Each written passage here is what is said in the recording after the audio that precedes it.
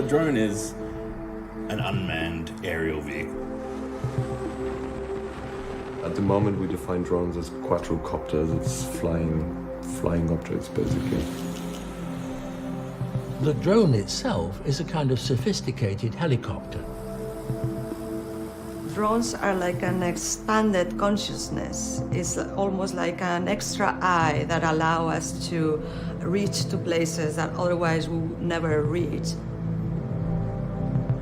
It is something co-opted from the military and has a really dark side to it. It's an autonomous machine that kills people.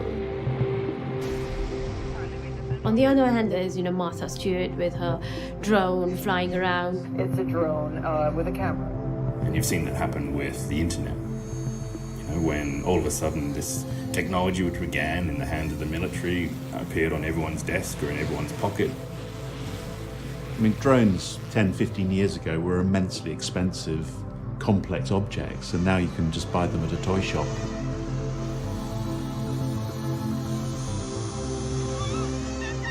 We're now at a point where there is more civilian drones flying in the air right now than there are military drones. And that's a really profound moment. Currently, the growth in drones is very much in areas like agriculture and checking of infrastructure. But also, I think, going to places where it's very difficult for humans to go, gathering information continually. What drones are really good at, as many robotic objects are, it's repetitive and accurate physical activities, which humans aren't terribly good at. Day to day, we use a drone a lot. It's a really useful tool for an architect. Whether we're surveying a new site, it is fantastic for flying over and survey all the trees. Certainly in Japan, they're using them to inspect the solar panels. They can fly over and check the heat spots on them and work out which solar panels are dead or alive. Now you do an aerial scan and you just get it, precisely by the cubical meter. They will just fly over and give you a 3D model with a texture map of the location. And you just get a data set you could not acquire by any other means, no way. You would never have that precision and that resolution. And that's incredible. That's a real game changer. The most incredible moments with flying drones are those when you are not required as an operator anymore, when it just hovers or when it just does things. You just press a button and it does a maneuver you could never perform. What we're seeing now that drones are in the hands of every person on the street, they're potentially as disruptive as the internet. And they're going to fundamentally change the way that we relate to each other across space, across territory, and across the city. There is a lot of implications in terms of drones changing the way architecture is perceived and, eventually also in the future the way architecture is built. I mean, the first thing is, of course, the verticality of it. The roof used to be very much part of the invisible cities, it was often a place where people would put the trash or storage or all kinds of things. It now all of a sudden becomes very much part of the visible city. There's this overview effect that you experience that astronauts used to experience.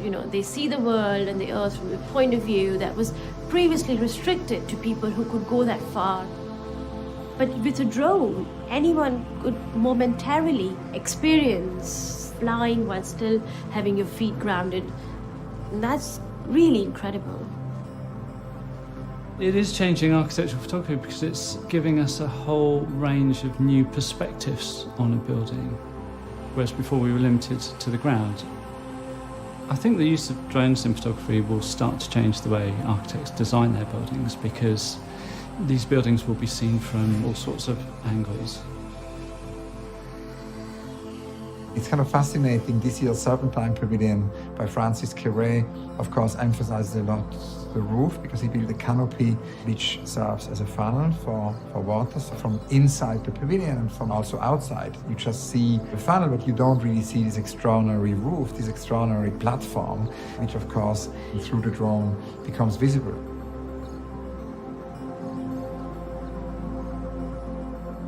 I think I've always been influenced as an architect by a passion for flight. For decades, I've piloted and been continuously intrigued by the aerial perspective. The reality of our existence is at the ground level and the perception at the ground level. But you certainly do see the big picture from above, and you do see that fifth elevation. And so the experience of flight is to heighten that sense of awareness. The Apple campus is a great example. You wouldn't be able to perceive the building from ground level. It was almost designed to be seen from above. It's been built, like most Apple products, in a lot of secrecy. So it's really difficult to see, but because of drones, you can see above, and there's a drone sequence of it each week, so you can see the progress. I was frequently opening my phone and seeing drone coverage of our Apple project. So in that sense, it was and is very much in the public domain. Architects are using drones. Some of them are using them to actually build buildings. They're kind of weaving the buildings through drones. Others, like Carlo Ratti, use drones to paint facades, to basically do large-scale paintings, because all of a sudden a very big facade of a building, which used to be very complicated and needed scaffolding, becomes very easy. The drone becomes the brush. Drones in construction is something which is happening quickly. I mean, we've probably all seen the video of the drones making a bridge using fibers between two objects. The aerial construction research project investigated the potential of using flying robots to build tensile structures. Flying robots provide access to three-dimensional space in entirely new ways for architecture. Effectively, this allows us to access points in space we couldn't access before. We can assemble things differently. It doesn't matter anymore whether we necessarily build from the ground up. I believe that there will be a huge impact on the built environment once we actually start using these machines in construction. I think drones are essentially going to be an extension of public service infrastructure, in the same way that a garbage truck moves about the city providing a service to us, so too will the drone. They'll deliver our packages, they'll bring us fresh milk in the morning or freshly baked bread. We can imagine them being an extension of the network. Any service we can generate through the network, they can bring to us in physical form. We're working with a project in Tokyo already where the drone question is coming up. It's for a large warehouse. The actual location of the project has changed. The warehouse is coming closer to town. They're getting smaller because the drones can only take smaller packages, but it's going to be very, very quick. So all of these things are really changing the cityscape. Delivery drones are here right now. You can go online and look at them delivering objects all over the world. And I think the next step is going to be humans traveling in drones. The technology's there, and I think this is going to happen quite quickly. Dubai has relaxed some of the regulations in flying around the city, and they're saying that 2018, 2019, they may have autonomous taxis flying around. So I think it's happening. It's just in what form. I think you could well see the development of aerial highways. So if you have a motorway, the airspace above that would be a natural route in the same manner that the heli routes in London follow green spaces. We used to think of cities as being agglomerations built around large, permanent infrastructure networks, road networks, water, power. What the drone has the potential to do is totally rewrite that, because all of a sudden you're dealing with a nomadic form of infrastructure that can move and drift around the city. Up till now, cities have been very much developed on roads. And once we're released from that, it allows development in different ways. It's almost as fundamental as some of the first railways then that came to cities. If you think of here in London, Metroland, and the development of the early metro system, which allowed the city to expand. It was a linear development because of the infrastructure. And I think with flying or autonomous vehicles, there could be an equally big step change in cities, because we're not bound by linear infrastructure, because you can fly wherever. I was approached by an individual who had an idea that you could combine the technology of the drone with a building type to answer the needs of continents like Africa, which doesn't have the infrastructure which we take for granted of roads and railways. So how do you leapfrog that? And the idea is that you use the drone, it can move economically, quickly, and deliver urgent supplies. And that was the genesis of the drone port. In the future, you're going to be entering buildings in a completely different way. You're going to be entering probably from the roof, from a balcony. That formal approach to a building is really going to change. You know, the classic house with the front door or the car in front of it, or a flat. If you're beginning to access buildings from different levels, then of course it opens up complete new opportunities in city development. Parking for the drones would all be on the roof, recharging for all the drones potentially on a roof. When suddenly the ground plane is moved up into the air, there'll be different layers of transport happening. I think at the lowest level, it could be people flying at a couple of 100 meters. Above that, it may be the packages, and above that, you've got commercial aircraft. So suddenly you're going to get this layering in the sky. But they won't have to follow roads. They'll be able to go from point to point. They'll be able to sense one another. So instead of you seeing these sort of streams of ants in the air, I think it's going to be, you know, probably this cloud of wasps all over the place. We just developed a film called In the Robot Skies, which is the first fiction film shot entirely through autonomous pre-programmed drone technologies. And what we're trying to do there is explore a world where drones have become as ubiquitous as pigeons. They surveil a London council estate, and they monitor wayward youth who have been caught swearing at police or drinking in public and have been confined to their tower blocks, and the drones watch over them, the equivalent of an ankle bracelet. I think we should question whether we want drones to be part of the civilian space of our cities. The fact that it's available as a technology doesn't mean that we want it to be part of our lives.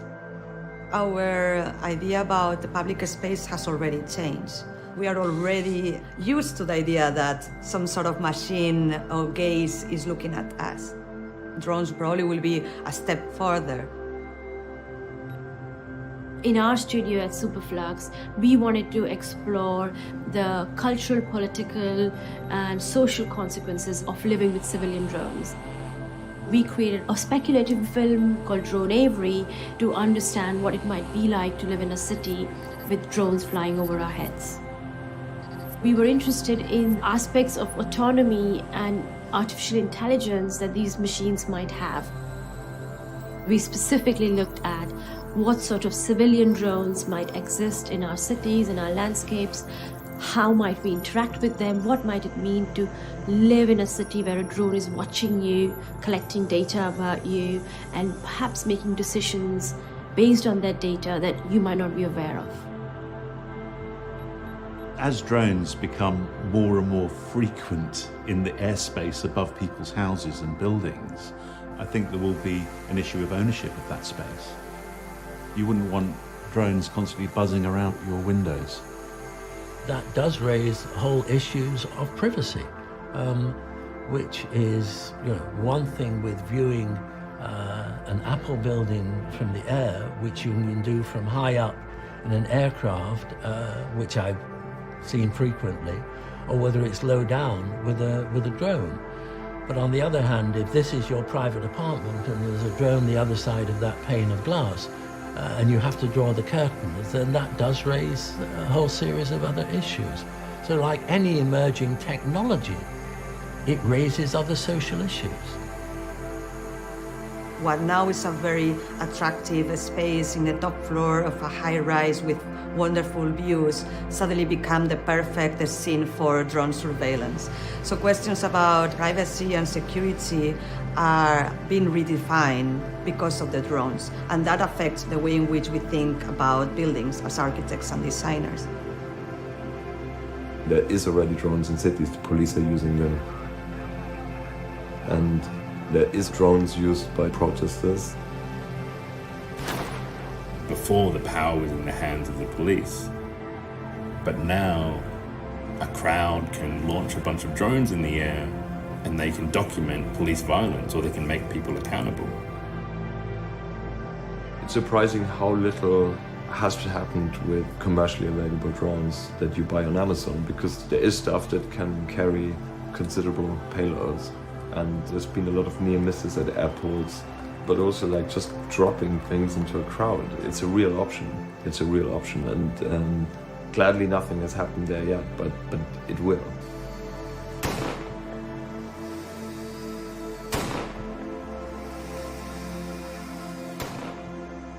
In Syria, there's reports of handmade drones. So some of the rebel groups, they build their own surveillance drones and fly them. And ISIS do the same. So apparently ISIS had a sort of drone lab. And all of that is obviously scary. The reason why we're having this conversation now, why everyone's talking about the drone now, is because it's now got to the point where that technology has become democratized. Because they're now in the hands of everybody. And then you start to see them being used for ways in which they weren't intended. It's an urgent moment to be thinking about what the possibilities are.